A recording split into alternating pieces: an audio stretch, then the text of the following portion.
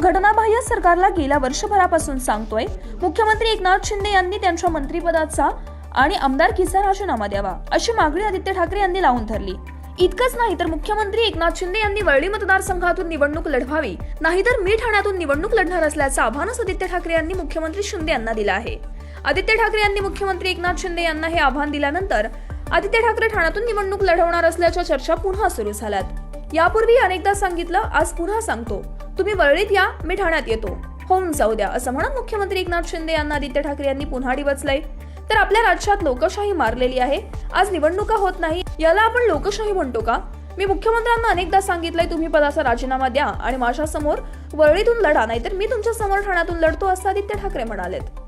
अनेक असे चर्चेला काही काही ठिकाणी मी ऐकत आहे, या बातम्या ऐकत आहे, काही चर्चा ऐकत आहे।